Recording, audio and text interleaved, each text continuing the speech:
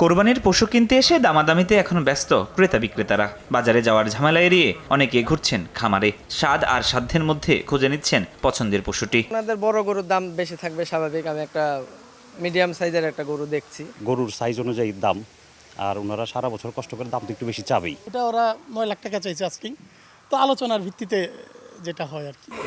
রাজধানীর গাবতলী এলাকায় evoke farm নামের এই খামারে ঈদুল আজহার জন্য প্রস্তুত করা হয়েছিল অর্ধশত গরু, যার বেশিরভাগ বড় আকারের। এরই মধ্যে আগাম বিক্রি হয়ে গেছে প্রায় 50%। খামার কর্তৃপক্ষ বলছে এখানে পাওয়া যাচ্ছে 800 থেকে 900 কেজি ওজনের শাহিওয়াল এবং উলবাড়ি ষাঁড়, রয়েছে 600 কেজি ওজনের কঙ্করাজ বলদ। এসব পশুর এক একটির দাম হাঁকা হচ্ছে 6 থেকে 12 লাখ টাকা। রয়েছে দেশি জাতের গরুও। আমাদের এখানে যে গরুগুলো দেখতেছেন এখানে 2 বছর লালন পালন করাও গরু আছে। আচ্ছা, আমি কয়েকটা গরুর দাম একটু আপনার কাছে জানতে চাই। যেমন ধরেন এই যে সামনে এই গরুটা, এটার দাম কত? এটা আমরা দাম চাচ্ছি 12 লক্ষ টাকা। কিরকম ওজনের হবে এটা? এটা 850 কেজি প্লাস মাইনাস হবে। 850। আচ্ছা, অর্থাৎ যত ওজন বেশি তার দামও তত বেশি, সাইজের সাথে দামের একটা সম্পর্ক আছে বিষয়টা নাকি? এরকম না। আমাদের এখানে ক্যাটাগরি গরুগুলোকে ভাগ করা হয়েছে। কিছু সিগনেচার বুল আছে, এই গরুগুলো সচরাচর আপনার সব জায়গায় পাওয়া যায় না। আমাদের এখানে যে গরুগুলো আছে এর মধ্যে একই ওয়েটের গরু দেখা যায় কোনোটা আমরা 9 লাখ বিক্রি করছি, আবার কোনোটা আমরা 6 লাখে বিক্রি করছি। সেটা কি জাতের উপর ডিপেন্ড করে? হ্যাঁ, জাতের উপর ডিপেন্ড করে। দেশের বিভিন্ন এলাকা থেকে সংগ্রহ করা এসব গরু 5 থেকে 1 বছরের বেশি সময় খামারে লালন পালন করে কুরবানি উপযোগী করা হয়েছে। নিয়মিত গোসল, পরিমিত ও পুষ্টিকর দানাদার খাবার খাওয়াতে নিয়োজিত আছেন কর্মচারীরা। খামার মালিকের দাবি, গরু মোটাতাজাকরণের লক্ষ্যে দেওয়া হয় না কোনো স্টেরয়েড বা ক্ষতিকারক খাবার।